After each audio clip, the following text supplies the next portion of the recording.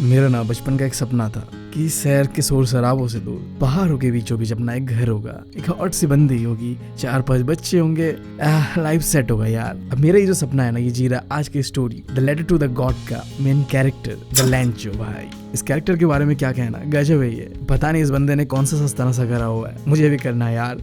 इस बंदे ने ना भगवान को लेटर लिखा है और पैसे मांग रहा है वो, या यही कर रहा है लिटरली स्टोरी पे। कैसे कैसे लोग रहते हैं यार यहाँ पर। अब इस स्टोरी का शुरुआत होता है एक ऐसे सीन के साथ जहाँ पहाड़ों के बीचों बीच एक लौता घर, एग्जैक्ट वैसा ही जैसा मैंने अपने सपनों के घर के बारे में सोचा हुआ है। एक साइड बहता हुआ नदी और दूसरी साइड हरा भरा मक्के का खेत। देख के लग रहा है कि इस बार का फसल तो बहुत अच्छा होने वाला है। बस किस चीज को सबका अगर इंतजार था तो वो चीज था बारिश। खैर बारिश से याद आया मुझे, मानसून का महीना चल रहा है, चारों ओर बारिश ही बारिश है। और ऐसे बारिश वाले माहौल पे क्या चाहिए होता है, चाय और पकोड़ा। नहीं सही में तुम अगर मुझसे पूछो, बारिश के मौसम पे मुझे कुछ करने को दिल नहीं करता, बस कहीं बैठा रहो, चाय पकोड़ा और साथ में कोई हो जिसके साथ रोमांटिक गाने सुन सकूं। खैर ये तो सपना ही रह जाएगा मेरा।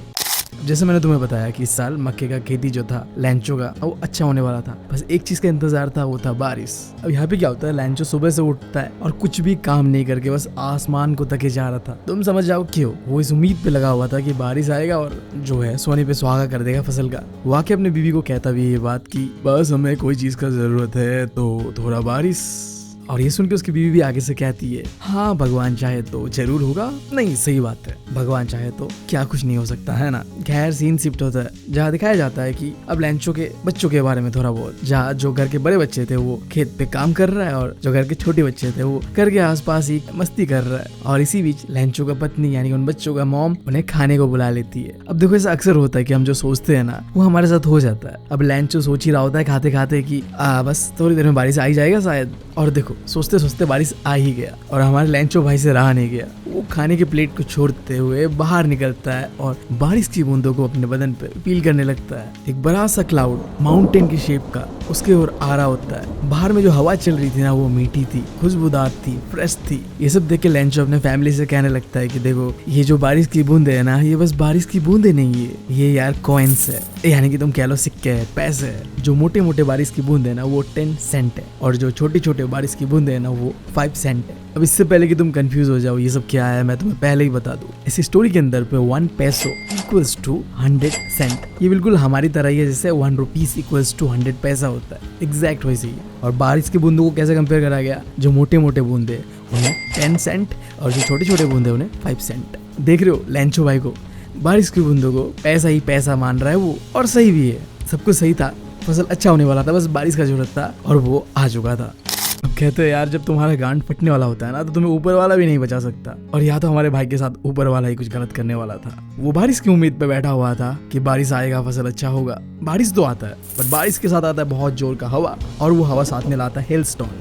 जिन्हें समझ नहीं आ रहा ये हेलस्टोन क्या है, तुम समझ लो क्रिस्टलाइज जो आसमान से गिर रहा था। इसको हिंदी में बोलो तो ओले गिर रहे थे ऊपर से, और ये हेलस्टोन इतना ज्यादा गिर रहा था कि पूरा फसल बर्बाद होने वाला था। और इस हेलस्टोन को हमारा भाई डिस्क्राइब कर रहा था सिल्वर कॉइन से। ये सिल्वर कॉइन्स जो आसमान से टपक रहे पूरे के पूरे फसल को बर्बाद करने वाला था। लैंचो अपने मन मन में ये सोच रहा था भाई साहब बहुत गलत हो रहा है, अगर ऐसा ही होता रहा तो पूरा फसल मेरा हो जाएगा बर्बाद। और वो उम्मीद कर रहा था कि शायद बहुत जल्दी ये हेलस्टोन जो भी गिर रहा है वो खत्म हो जाए, बंद हो जाए। पर जैसा हमारे लैंचो भाई ने सोचा था उसका बिल्कुल उल्टा होता है। ये हेलस्टोन बहुत देर तक रहता है और पूरे फसल को बर्बाद कर देता है। पूरा जो मक्के का खेत था वो सफेद हो चुका था, ऐसा लग रहा था कि किसी बंदे ने नमक डाल दिया हो। यहाँ पे नमक सिंबलाइज कर रहा है कि पूरा बर्बाद हो चुका है खेत। किसी भी कच्ची के अंदर पे एक पत्ता नहीं था, जितने भी मक्के थे वो बर्बाद हो चुका था। ये सब देख के हमारा भाई लैंचो खेत के बीचों बीच खड़ा होता है, दुख दर्द पीड़ा के साथ। और भाई का दुख दर्द हमसे ज्यादा और कौन समझ सकता है। जब हमारा एग्जाम पास आ रहा होता है ना, तब हम भी इतने ही दुख दर्द पीड़ा पे होते हैं जितना अब हमारा भाई है खेत के बर्बाद हो जाने की वजह से। अपनी बेटी को देख के वो कह रहा होता है कि अगर लोकस्ट ने अटैक किया होता ना हमारे खेत पे, फिर भी शायद इतना बर्बादी नहीं होता जितना इस हेलस्टोन ने किया है। अब जिन्हें समझ नहीं आ रहा ये लोकस्ट क्या है, ये कीड़ा होता है जो फसलों को बर्बाद कर देता है। तो भाई के कहने का मतलब ये है कि जो लोकस्ट यानी कि कीड़ों का जो अटैक होता है ना, वो भी इतना भयानक नहीं होता जितना इस बर्फ के ओलों का है, यानी कि तुम कह लो इस हेलस्टोन का है। इस हेलस्टोन ने कुछ भी नहीं रखा था उनके लिए। अब पूरे साल भर उनके पास कोई भी कॉर्न नहीं है खाने को, जितना भी मेहनत उन्होंने किया था सब बर्बाद हो चुका है। अब खाने को कुछ नहीं है, कैसे चलेगा पूरा साल, भूखा रहेंगे, सीधा बात है। उनको मदद करने के लिए अब कोई नहीं है। अब जब भी तुम्हारे साथ ऐसा सिचुएशन होता है कि तुम्हें लगता है कि अब क्या करना है, कुछ भी नहीं दिख रहा होता है सही गलत, बस तुम फंस चुके हो कहीं। तब तुम्हारे मन में आता है कि अब अगर कोई हमें बचा सकता है तो वो है भगवान। उसी तरीके से उन सब के बच्चे से लेके लैंचो उसकी बीवी के मन में भी यही सवाल चल रहा था, अगर कोई हमें बचा सकता है तो वो है हमारा भगवान। तो वही पे लैंचो का बीवी कहता भी है कि ज्यादा दुखी मत हो, भगवान किसी को भूखा नहीं रखते, वो अपना रास्ता ढूंढ ही लेते हैं, अपने बच्चों को यानी कि हम सबको कुछ ना कुछ कर ही देते हैं जिंदगी जीने के लिए। फसल के इतने बुरी तरीके से बर्बाद होने की वजह से लैंचो का रात का नींद और चैन दोनों उड़ चुका था। वो हमेशा इस ख्यालों में डूबा रहता था कि अब हमारा क्या होगा, अब अगर हमारा कोई मदद कर सकता है तो एक है भगवान, गॉड। अब देखो सीन क्या होने वाला है कि भाई हमारा लिखने वाला है गॉड को लेटर, क्योंकि इस चैप्टर का नाम ही है लेटर टू गॉड। इससे पहले तुम जान लो भाई के बारे में एक चीज, वैसे तो ना हमारा भाई बहुत ही मेहनती एकदम गाय की तरह है, दिन भर खेत पे काम करेगा, मतलब एक फार्मर नॉर्मल जो होता है, बिजी रहता है अपने खेत को लेके। बट वो पढ़ा लिखा था, वो लिख पढ़ सकता था। तो वो एक संडे के सुबह सुबह उठता है और डिसाइड करता है कि अब एक लेटर लिखना है गॉड को, और अपने हाथों से वो लेटर लिखता भी है। उस लेटर के अंदर पे क्या था तो देखो, पागलपंथी किया था, तुम भी सुन लो। भगवान जी, अगर आपने मुझे इस बार मदद नहीं किया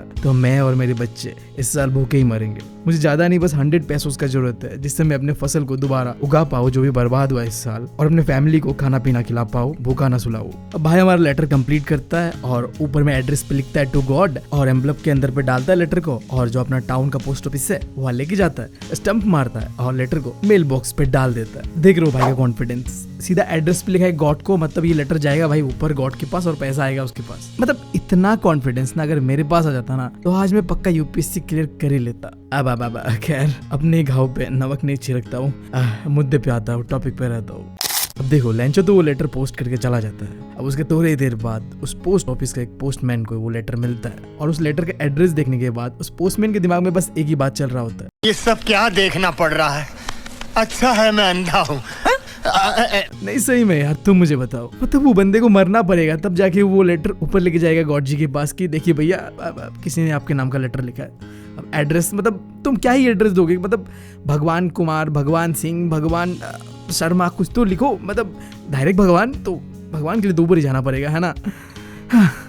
खैर जैसे मेरा फकडअप हुआ है माइंड, उसी तरीके से उस पोस्टमैन का भी माइंड फकडअप होता है, और वो लेटर लेके जाके अपने बॉस के पास जाता है, यानी कि पोस्ट मास्टर के पास जाता है। अब जो बात रहा पोस्ट मास्टर का, ये भी इंपॉर्टेंट कैरेक्टर है इस स्टोरी के अंदर पे। थोड़ा सा कैरेक्टर इंट्रोडक्शन मोटा है, ये थोड़ा फ्रेंडली है, काइंड हार्टेड है, जो कि स्टोरी पे तुम्हें देखने में मिलेगा। पहले तो लेटर को देख के कि एड्रेस, वाओ, मतलब हंसी नहीं छूट रही थी उसकी, मतलब क्या है यार, किसी को भी हंसी आएगा, तो दोनों ही मिलके हंसते हैं। एंड थोड़ी देर हंसने के बाद पोस्ट मास्टर रियलाइज करता है कि ये क्या है, मतलब क्या है ये, क्या वो अंदर ही अंदर से ये सोच रहा होता है कि इस बंदे को भगवान के ऊपर कितना भरोसा है, काश उसे भी इतना ही भरोसा होता भगवान के ऊपर। और साथ साथ में मैं भी यही सोचता हूँ, मतलब शायद मुझे भी होता है इतना भरोसा, बट हम दोनों को ही नहीं है। तो उसने सोचा कि इस भरोसे को बरकरार रखना चाहिए, जो लेटर लिखा है लैंचो ने उसका जवाब देना चाहिए, ताकि मतलब भरोसा ना टूट जाए कि क्या हुआ, भगवान को लेटर लिखा था, भगवान ने तो रिप्लाई नहीं दिया। तो वो खोलता है लेटर को, और जब वो खोल के देखता है ना तो वो थोड़ा दिक्कत पे पड़ जाता है, क्योंकि लेटर के अंदर पे उसे पता चलता है कि लैंचो को एक दिक्कत है जिसके लिए उसे पैसे की जरूरत है। अब पोस्ट मास्टर को समझ आता है कि बस कुछ चंद बातों से नहीं होने वाला, मुझे मदद करना पड़ेगा उसका, लिटरली पैसे से मदद। तो वो सीधा डिसाइड करता है कि चलो यार कंट्रीब्यूशन करते हैं, वैसे ही जैसे हम पार्टी पे जाने से पहले काउंटर करते हैं ना यार, अपना अपना हिस्सा निकालो,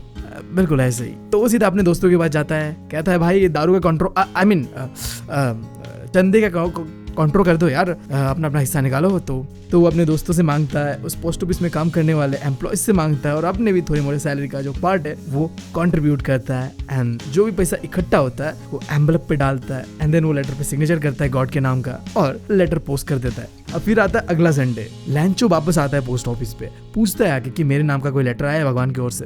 तो जिस पोस्टमैन ने पहली बार लेटर लिया था वही उसे अपने हाथों से लैंचो को वो लेटर देता है, और लैंचो लेटर पाने के बाद बिल्कुल भी सरप्राइज नहीं होता, ऐसे जैसे उसे पता ही था, यकीन ही था कि ये लेटर आने ही वाला है भगवान की ओर से। मैं बता रहा हूँ इस बंदे का कॉन्फिडेंट है।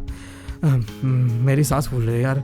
मैम ठीक है। वो लेटर को खोलता है और पैसे को काउंट करता है, और रुको, इसके बाद उसका मूड चेंज होता है, उसे गुस्सा आता है। उस लेटर के अंदर पे जो उसने 100 पैसोस मांगा था वहां में पूरे के पूरे 100 पैसोस नहीं था। अब उसके दिमाग में ये सवाल चल रहा था कि पैसे कम कैसे है, ऐसा तो नहीं हो सकता कि भगवान ने कम दिए हो, भगवान से गलती हो ही नहीं सकता। और ये चीज भी नहीं हो सकता कि भगवान बार्गेन करने लगेगा मुझसे कि नहीं भैया 100 की जगह थोड़ा कम ले लो, ऐसा भी नहीं हो सकता।